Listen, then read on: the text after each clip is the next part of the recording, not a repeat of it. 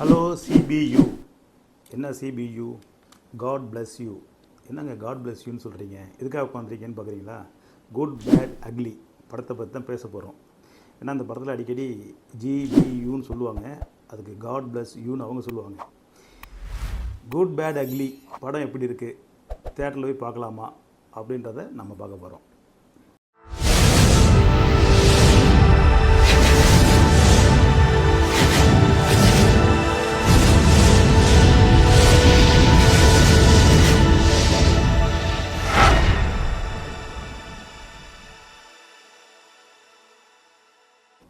AK நடித்த AK இருக்கின்ற அப்படின்னா ஏகேவாகவே வராது. அவர் பேர் ஏகே தான். ரெட் டிராகன் அப்படின்ற மிகப்பெரிய டான். அவர் ஜெயிலுக்கு போகிறாரு. நான் ஜெயிலுக்கு போகிறேன். ஜெயிலேருந்து குடும்பத்துக்காக வெளியே வராரு. தன் குடும்பத்துக்கு விசுவாசத்துக்கு அப்புறம் அதில் பொண்ணுக்கு ஏற்பட்ட பிரச்சனை மாதிரி பையனுக்கு ஏற்படுது. அதற்காக வெகுண்டு எழுந்து அவர் செய்த சம்பவங்கள் தான் இந்த படம். இந்த படம் எப்படி இருக்குது, பார்க்குற மாதிரி இருக்கா அப்படின்னு பார்த்தீங்கன்னா, ஆதிக் ரவிச்சந்திரன் ஃபேன் பாய்ஸ் சொல்லுவாங்க இல்லையா, அந்த மாதிரி அவரோட தீவிர ரசிகர். அதாவது விக்ரம் படம் எடுத்த லோகேஷ் கனகராஜ் அந்த இடத்த விட்டு கொடுக்க மாட்டேன். கமல் சாரை பற்றி நான் தான் நிறைய பேசுகிறேன். நம்ம கமலோட ஃபேனாக இருந்தார். அப்புறம் விஜயை வச்சு படம் எடுத்த நெல்சன் பீஸ்ட் எடுத்தார் இல்லையா, அந்த மாதிரி ஒரு ஃபேன் பேஸ்டு டைரக்டர்ஸ் உருவாகிறாங்க. அந்த மாதிரி ஏகேவோட வெறித்தனமான ஒரு ஃபேன் படம் எடுத்தால் எப்படி இருக்கும்? ஏகே வச்சு சிறப்பான படங்கள் எடுத்திருக்காங்க. நல்ல நல்ல படங்கள்லாம் வந்திருக்கு. மிகப்பெரிய வெற்றி படங்களான பில்லா, அதன் பிறகு தீனா, விசுவாசம் போன்ற படங்கள்லாம் மிகப்பெரிய வெற்றி அடைஞ்சிருக்கு இல்லையா. அந்த படத்தெல்லாம் ஒரு காமெடி, அந்த காலத்தில் ஒரு காமெடி இருக்குது. அதாவது ஜனகராஜ் பேசுகிற மாதிரி மயில்சாமி பண்ண ஒரு காமெடி மிக பிரபலமான ஒரு காமெடி இருக்கும். என்னென்னா, உசிலமணி ஒரு கடையில் ஸ்வீட் ஸ்டால் வச்சுருப்பார். ஜனகராஜ் போய் அங்கே போய் ஸ்வீட் கேட்பார். அப்போ ஜனகராஜ் கேட்பார், அது என்னது அது அப்படின்னு கேட்பார். அப்போ உசிலமணி, இதுதான் ஜிலேபி என்பார். அதில் 1 கிலோ போடு. அதுக்கப்புறம் அது என்னது அப்படிம்பார். அது மைசூர் பாக்கு.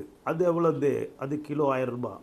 அதில் 1 கிலோ போடு அப்படின்னு எல்லாத்தையும் வாங்கி சொல்லுவார். எல்லாத்தையும் போட்டு நல்லா குலுக்கி அதுலேருந்து ஒரு 100 கிராம் கொடு அப்படின்ற மாதிரி தான் இந்த படம். ஏகேவோட எல்லா படத்தை ரெஃபரன்ஸையும் வச்சு கதையை பண்ணாமல் விட்டு ஒரு படம் எடுத்து வச்சுருக்காங்க. ஆனால் இந்த படம் ஃபேண்டஸியாக இருக்குது, இன்ட்ரெஸ்டிங்காக இருக்குது, ரசிக்கும்படியாக இருக்குது. ஆனால் கதை இருக்கானா இல்லை. என்னடி இது? மற்றபடி என்னென்ன என்ஜாய்மெண்ட் பண்ணுறோன்னு பார்த்தீங்கன்னா, முதல் ஷோவில் பார்க்கக்கூடிய படமாக இருக்குது. ஃபேன் பாய் மூமெண்ட்ஸ்ன்னு சொல்லக்கூடிய அத்தனை விஷயங்கள் இந்த படத்தில் இருக்குது. காட்சி இருக்குது. இதை ஃபேன் பாய்ஸாக பார்க்கக்கூடியவங்க பார்க்கலாம். ஆனால் பொதுவாக பொதுமக்கள், ஃபேமிலி ஆடியன்ஸ்லாம் அடுத்தது போனோம்னா அதை ரசிக்க முடியுமான்னு தெரியல. ஒரு படத்தில், ஒரு கதையில் ஆங்காங்கே ஃபேன் பாய்ஸ் மூவ்மெண்ட் இருந்துச்சுன்னா இன்ட்ரெஸ்டிங்காகவும் அது ஹைப்பாகவும் இருக்கும். படம் ஃபுல்லாக ஃபேன் பாய்ஸ் மூவ்மெண்ட்டாக இருந்து கதை இல்லாமல் இருந்துன்னா படம் அப்படியே ரின்னு போயிட்டுருக்கும். அதேமாரி இந்த படம் ரின்னு போகுது. ஆனால் பார்க்கும்போது எதுக்கு பார்க்குறோம், என்ன பார்க்குறேன்னு தெரியாமல் பார்க்குறோம். படம் முடிஞ்சிட்டு லேசாக மன மகிழ்ச்சியோடு வரணும், மோசமாக வரல, நல்லபடியாக தான் வரும். இதில் அப்பா பையன் சென்டிமெண்ட் இருக்குது. இதில் அங்கங்கே பழைய பாடல்களை ஆதிக் ரவிச்சந்திரன் ஏற்கனவே செஞ்ச மாதிரி இந்த படத்துலேயும் பழைய பாடல்கள்லாம் போட்டு ஃபைட் சீன்லாம் ட்ரை பண்ணியிருக்காங்க. அதெல்லாம் ஒரு ஏனதானம் ஓடிக்கிட்டு இருக்கு ஒரு மாதிரி.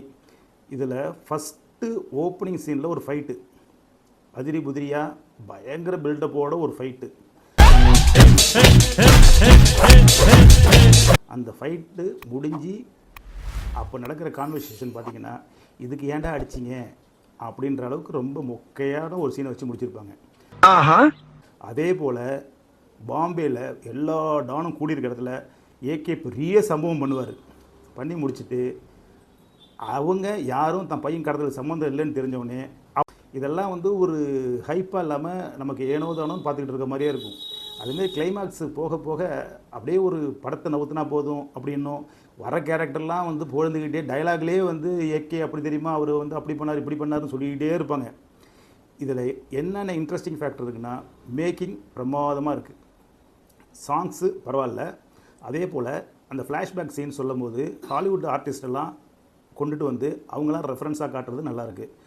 எல்லா ஏகே படத்தையும் ரெஃபரன்ஸாக காட்டி இந்த படம் ரெஃபரன்ஸு மட்டுமே உள்ள படமாக இருக்குது. தனிப்பட்ட கதையோ தனிப்பட்ட படமோ இந்த படம் இல்லை. ஆனால் ஏகே ஃபேன்ஸ் ரசிகர்களுக்கு கொண்டாட்டமாக தான் இருக்குது. ஏன்னா ஃபஸ்ட்டு ஓப்பனிங்கில் கை தட்டி சந்தோஷப்படுறாங்க. படம் இடையில மக்கள் கைத்தட்டுறாங்க. கிளைமாக்ஸ் நோக்கி வரும்போது அந்த சாங்கில் கைத்தட்டுறாங்க. புலி புலி புலின்னு ஒரு சாங் இருக்குது. அது பயங்கரமான கைத்தட்டல் நடக்குது. தேட்டரில் ஆர்ப்பரிக்கிறாங்க. இப்படி பரபரப்பாக இருக்குது. இது ஒரு பரபரப்பாக டீசெண்டாக நீட்டாக ஒரு ஃபேண்டசி மூவி மாதிரி இருக்குது. அதனால் தேட்டரில் போய் பார்க்கக்கூடிய படம் தான். ஒரு முறை பார்க்கலாம், ரசிக்கலாம். ஃபேன் அப்படி இருந்தீங்கன்னா, ஃபேன் பாய்ஸாக இருந்தீங்கன்னா நீங்கள் அதை ஒரு 2-3 தடவை பார்க்கலாம். நன்றி.